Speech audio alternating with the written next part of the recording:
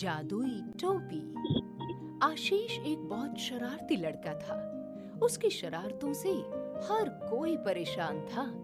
चाहे घर हो या स्कूल, उसकी शरारतें कहीं नहीं रुकती थी। आशीष को पढ़ाई से भी उतनी ही नफरत थी। वो कभी भी अपना गृह कार्य नहीं करता था।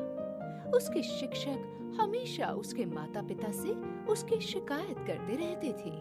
शिक्षक, आपका बेटा इस बार भी बहुत कम अंक लाया है।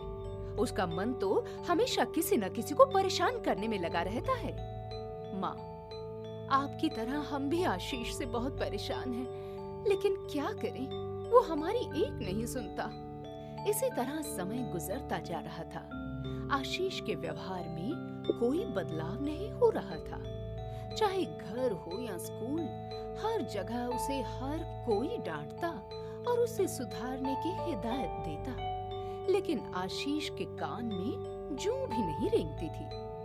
एक दिन सुबह सुबह जब आशीष स्कूल जा रहा था, तब उसे रास्ते में एक टोपी दिखी। टोपी बहुत ही सुंदर थी।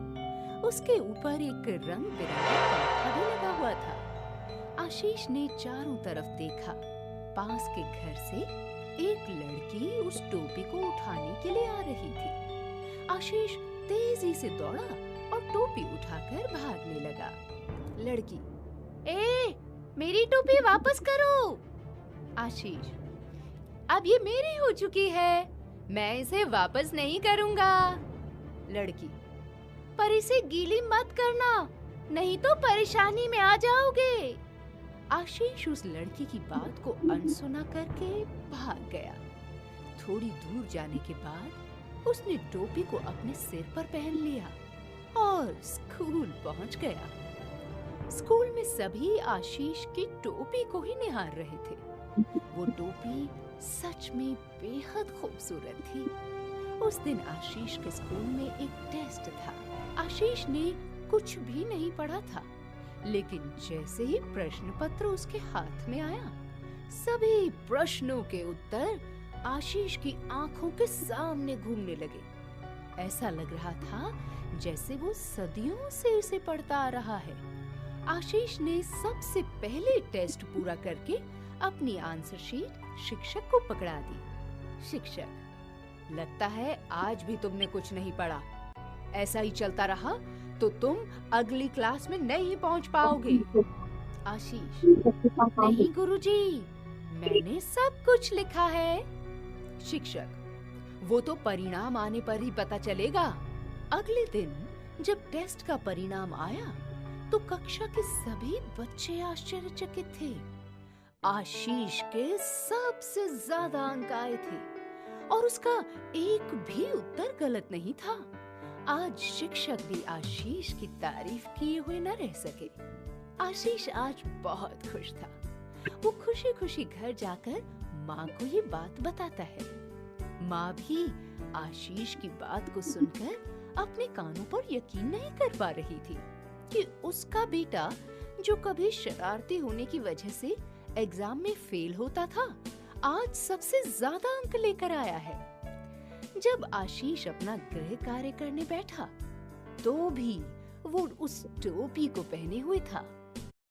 एक बार फिर प्रश्न देखते ही उसकी आंखों के सामने सभी प्रश्नों के सही उत्तर घूमने लगे।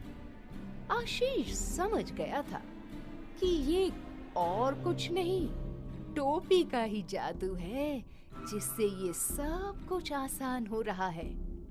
अब तो आशीष की जिंदगी बड़ी आसान हो गई थी। अचानक वो अपनी कक्षा का सबसे होशियार छात्र बन गया। सभी शिक्षक और बच्चे अचानक उसकी तारीफों के पुल बांधने लगे थे। उसके माता-पिता भी अपने बेटे में आए इस बदलाव को देखकर बहुत खुश थे। 2 महीने बीत गए।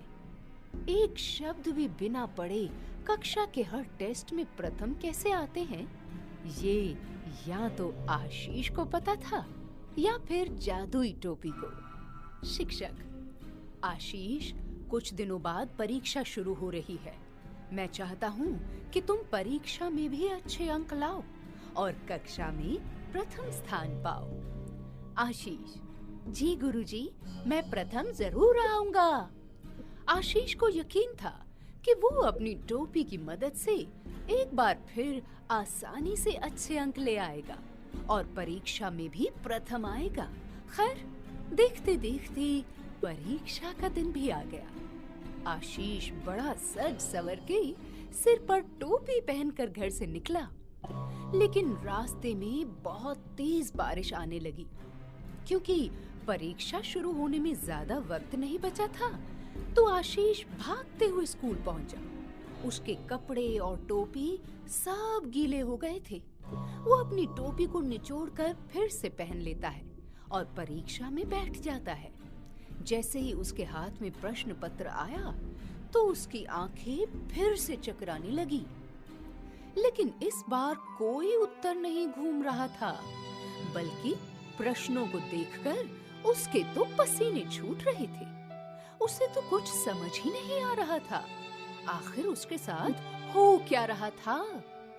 टोपी ने काम करना बंद कर दिया। लड़की ने उसे टोपी को पानी से दूर रखने की हिदायत तो पहले ही दे दी थी, लेकिन आशीष ने ही उसे अनसुना कर दिया। आशीष ने अपनी आंसर शीट में एक भी उत्तर ना लिखा और वहां से उठकर चला गया। जब परीक्षा का परिणाम आया, तो सब लोग एक बार फिर आश्चर्यचकित थे। पिछले 2 महीने से हर टेस्ट में प्रथम आने वाला लड़का अब फेल हो चुका था। आशीष को सब लोगों से बहुत डांट पड़ी और सभी लोग उससे निराश भी बहुत थे। उस दिन आशीष ने सबक सीखा कि सफलता को प्राप्त करने के लिए मेहनत के अलावा कोई दूसरा रास्ता नहीं होता।